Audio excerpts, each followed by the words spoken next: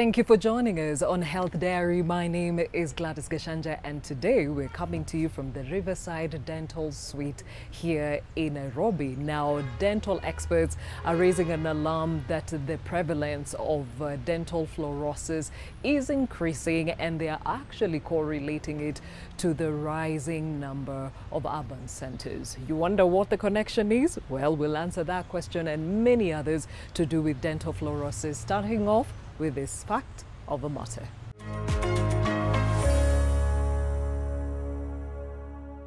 Dental fluorosis is a condition that changes the appearance of the tooth enamel due to high fluoride exposure. Excess fluoride may be consumed through toothpaste, drinking water, and fortified foods. The change in appearance can range from color to the texture of the tooth, depending on severity. Though dental fluorosis often affects developing teeth in children under the age of 8, the effects can be later seen in adulthood. Dental fluorosis treatment isn't always necessary, but the appearance of the teeth can cause psychological impact. I have 4 children, but the one that is most serious is just one. So when he was 5 years old, he started getting cavities. So I took him to a dentist, and the dentist was like, "Why are you giving your child sweets?" I was like, not really. Anyway, the second cavity, I was like, oh my goodness, what's going on? Because he's just complaining of pain.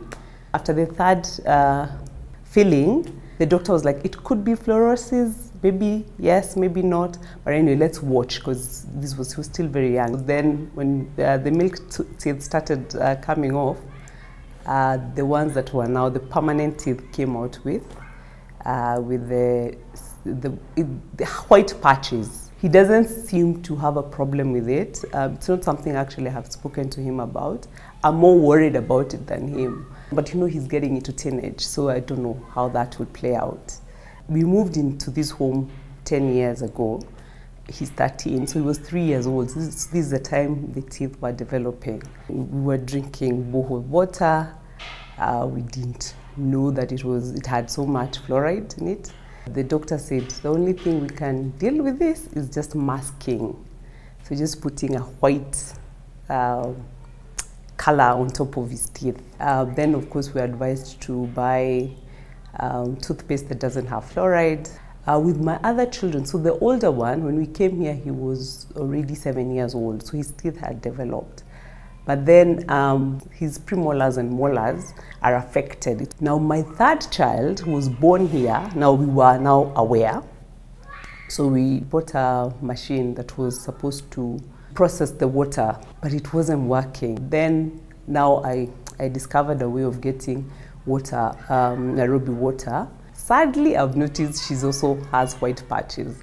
So I don't know, but the doctor told me, the dentist told me, I had a small kitchen garden, that even that can cause, like you have vegetables and you're using that borehole water, imagine that still affects the teeth. So, and I have a 4th child, so this time around I don't know what I'm going to do, because I've tried everything with the 3rd one.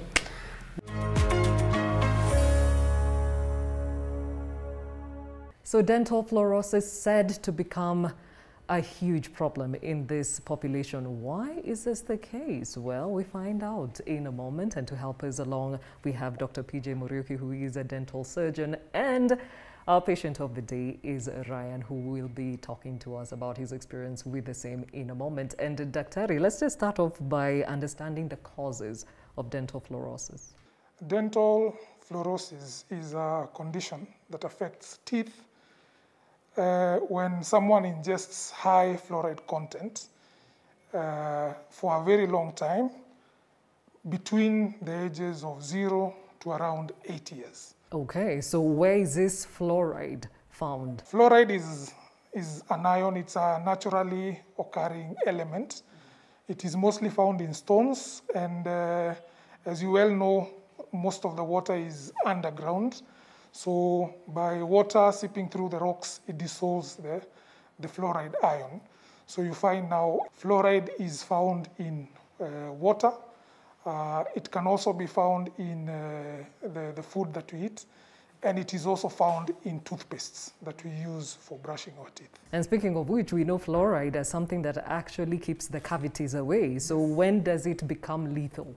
It only becomes lethal, like you put it, only when it is ingested in high doses. So fluoride at the recommended doses, which is around 0.5 to 1 part per million, is very, very useful. But when it is taken above 1.5 or 2 parts per million, then it becomes very harmful to the teeth. Okay, so we understand it being in water and how you'd ingest that, in food, how you would ingest that. How about the toothpaste that's supposed to be protecting us? How now does it become or start working the converse? Dental fluorosis affects you from the time you're in your mother's womb, when your mother, probably a pregnant lady, takes water with high fluoride, to around 80 years old. So in this context of where fluoride can affect you from the toothpaste is also within that age limit. Toothpastes have very high fluoride content, and it is useful because that helps with the prevention of cavities. However, when you brush your teeth, you're supposed to spit, not to swallow. So you find some kids, when they are very young, they can keep swallowing that, and that can cause harm to their teeth, because then that is like ingesting fluoride in very high levels. So when they ingest, does it only affect the teeth, or now it can also go and affect other parts of the body? The bones can be affected by fluoride the same way that the teeth are affected by the fluoride. It can also affect, actually there is research done by one of our colleagues that showed that people or kids who are exposed to very high fluoride content had a lesser IQ compared to kids who had normal fluoride exposure. Also in pregnancy, in pregnant ladies, there is research which has shown that it affects the development of the fetus in that there is, in the umbilical cord, fluoride is also able to pass and affect the teeth of the fetus that they are growing. Because as you well know, teeth start forming at week 6 of pregnancy. So high fluoride content will definitely affect the teeth, and that's why you find there are some kids who are born, and within the time that the teeth are starting to erupt, they come out discolored. Now, before we hear from Ryan, you're talking about children under the age of 8 being affected. But when you think about dental fluorosis, you think about an adult. For you and I, our teeth will not get affected by ingestion of high fluoride content. So the fluoride affects the teeth during the formation of the tooth. And of course, the effects are felt much later in life, because that's when you get to know yourself. So, social effects, you're not able to smile nicely, your teeth are discolored, and especially among teenagers, it is a very, big problem, because other than just, the health effects, there are also social and economic effects of dental fluorosis. So Ryan, you're here to get the fluorosis sorted out by Daktari. Why? It had been a major concern when I was socializing with people. The first impression of them was, this guy has discolored teeth, so it was not very appealing to the other people. Mm-hmm. So then I decided to seek out possible solution to fix my problem.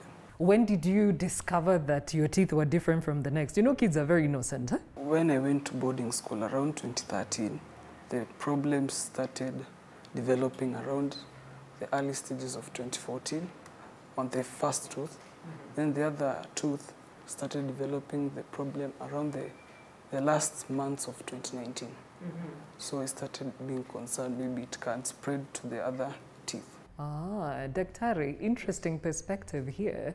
So you're affected under 8, live through with good teeth, then at some point they start changing color. All the teeth do not form at the same time. So they form at different stages. So if the exposure, for example, you might be living in an area which has good fluoride content in water, then you move to a place where there is very high fluoride content. So that will definitely, you'll find that the pattern of the fluorosis, you can be able to even tell when the patient was exposed, right? Because you might find the severity is differing across the teeth, which is actually the case with him. You find fluorosis has different severities. We have very mild, we have mild, moderate, and severe. So in very mild, the teeth, actually the patient is not able to realize because there are small speckles on the teeth and the patient is not even aware. Then when we go to mild, you start getting some, correlated discoloration, which can range from yellow, and sometimes it can, get some hue, which we call chalky white teeth. In moderate, sometimes now that's when you start getting the discoloration. So it might range from yellow to light brown to dark brown in severe cases. And now in very severe, that's where you get now the teeth are starting to shell off. You find the teeth have grooves and pits on the surface and they start shelling off. So if you see a young child with discolored teeth, then they have been constantly exposed to high fluoridated water? Yes, most of the time. In our setup, most of the time it is the water because most of the people use borehole water. There are some cases that are documented that are caused by, ingestion of toothpaste, like I've told you, kids who just use adult toothpaste, and I told you it has a very high fluoride content. So you talked about the severity of dental fluorosis. Can we find out which Ryan has? For him, it is, you can see the discoloration is not uniform, right? So if you look at this, other teeth, they have some chalky white appearance. Yeah. But if you look at this, these two front teeth, those are the ones that are affected to the extent where we have brown, right, around there. And that's what we are saying is fluorosis, even for the same patient, you can have different severities on different teeth.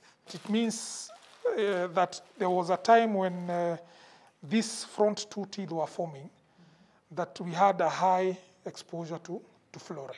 Is dental fluorosis permanent? Yes, it's actually an irreversible condition. It is not just, what we call extrinsic stains. Extrinsic stains are stains that you can be able to clean and remove, and that's a misconception that people have.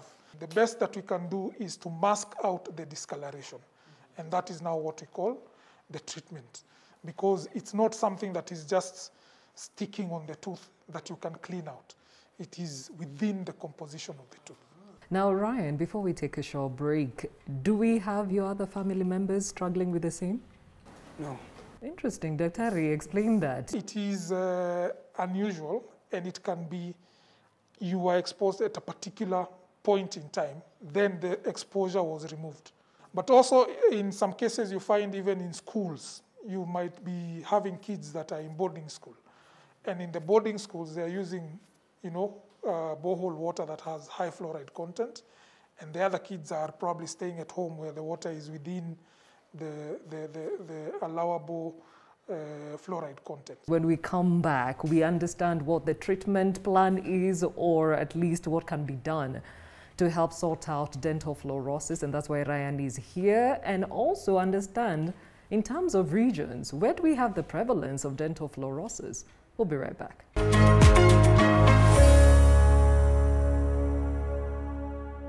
Welcome back to Health Diary. The conversation today, dental fluorosis, taking us through the same Dr. PJ Muriuki, who is a dental surgeon, and of course our patient of the day is Ryan. And before we went to break, I was curious to know, especially when it comes to Ryan, you said you're the only member of your family who has dental fluorosis. In high school, because that's where you suspect everything went wrong, were other students dealing with this? Not that much. But there were a couple of them? Yeah, there were a couple of them. How or what did you think the reason was? I think so, the water that I took when I was in boarding school. Yeah. And when you told your parents, what did they say? At first, it was not a big deal because it started forming on the first tooth. So when it started developing on the second tooth, now I became cautious. Mm-hmm. Yes, so I consulted them about the possible remedies to treat my discolored teeth. And how much has it affected you? There's some people who said even smiling became, something they don't do as often. Yes, yeah, I think so that is the main reason. Yeah, because sometimes, you desire to have a good picture, so you can't smile, so just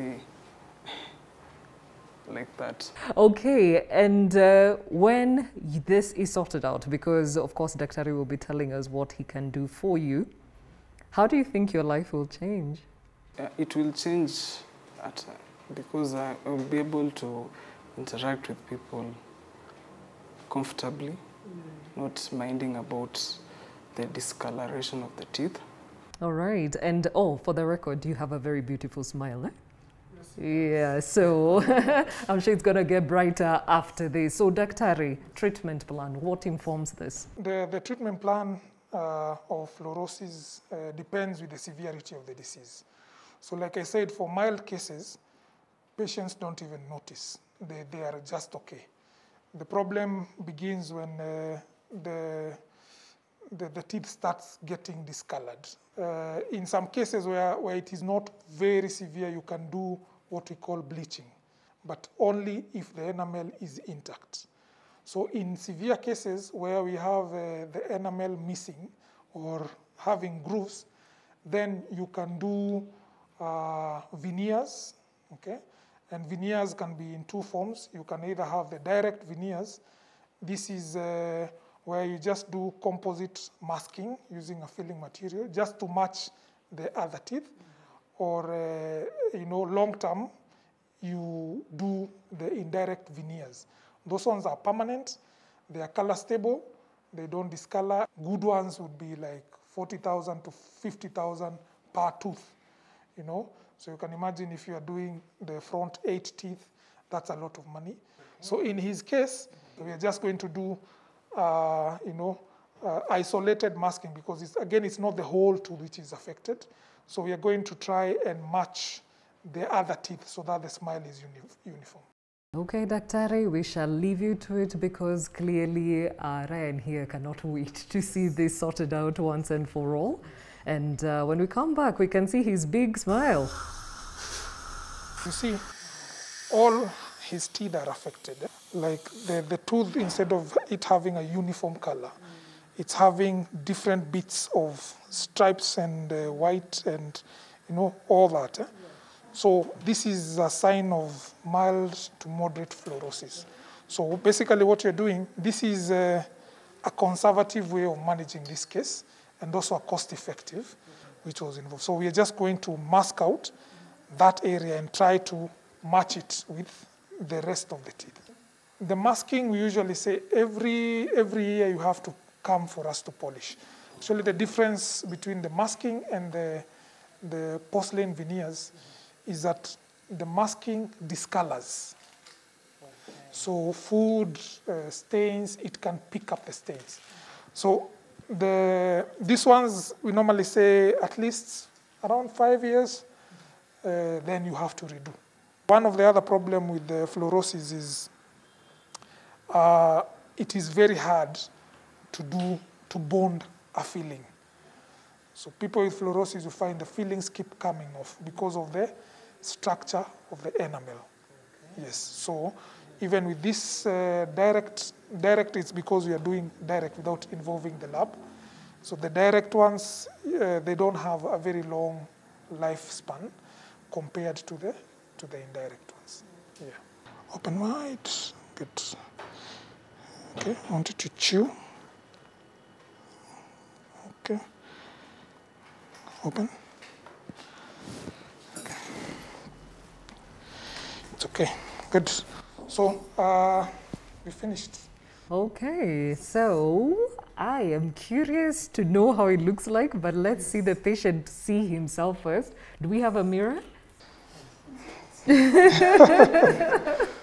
You like, eh? Hebu sasa smile vizuri. Oh, look at that. Yeah.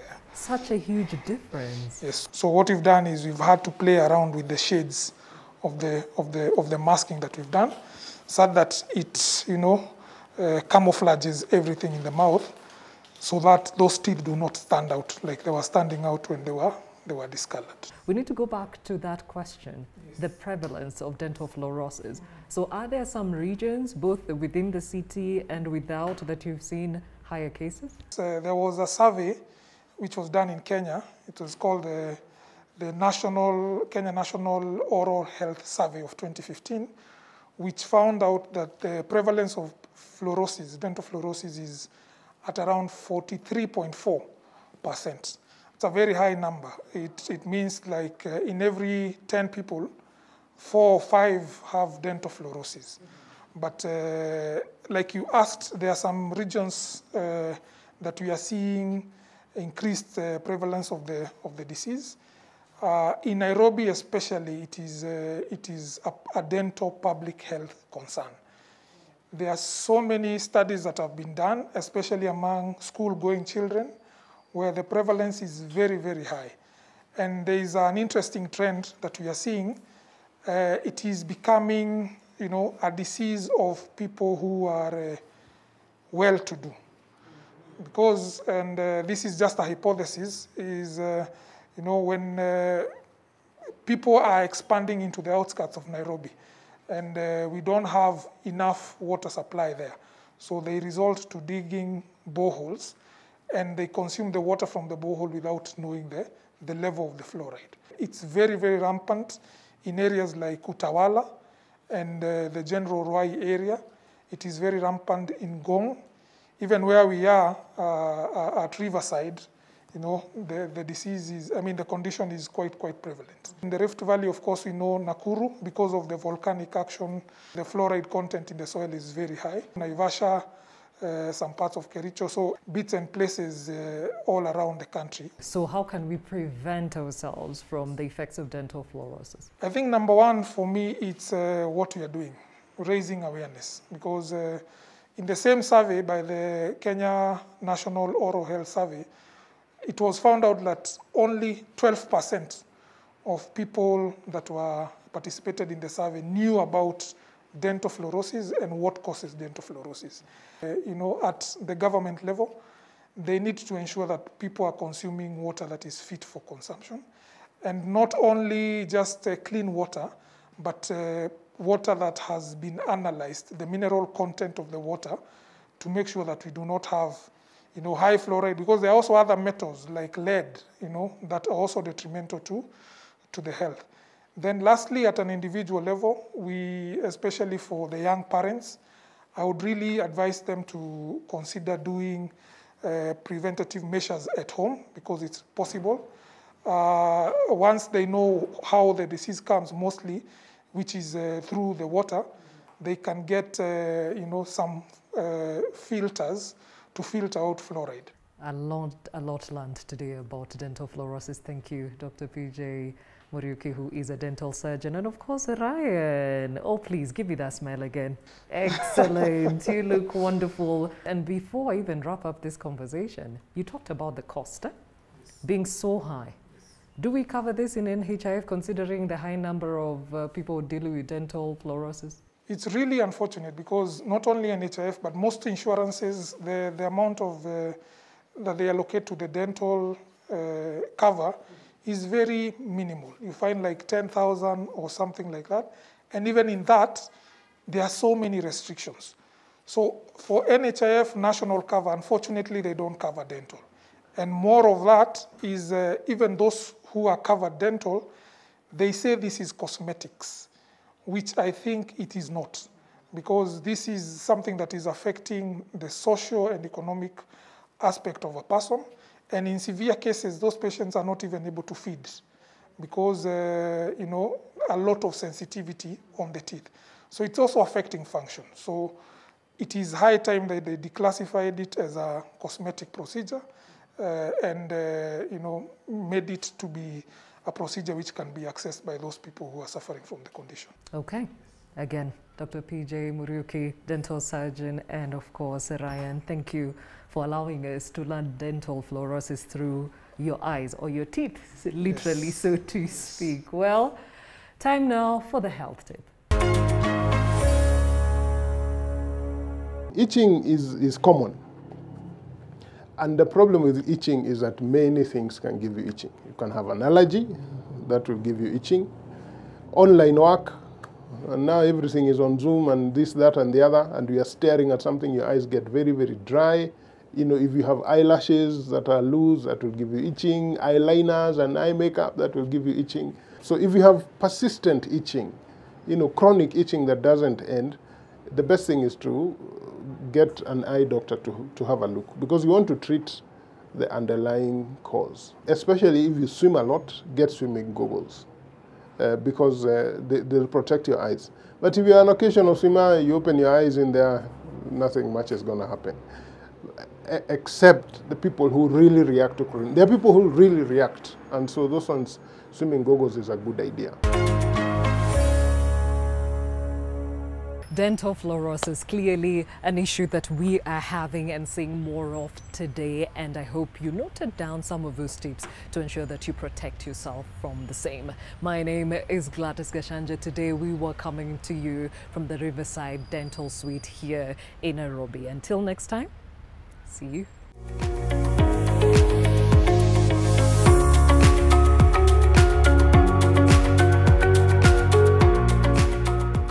Utapaza sauti venye unge ukikatia, you know, sweetie, sindio? Well, we answered that question and many others around dental fluorosis. Karibu niseme fluorosis, my friend. Watu wa Kikuyu land. Sa ndio ina check in a good one. Anyway, let's do this. So. Ebu, hey, my friend. Oh, it's so excellent.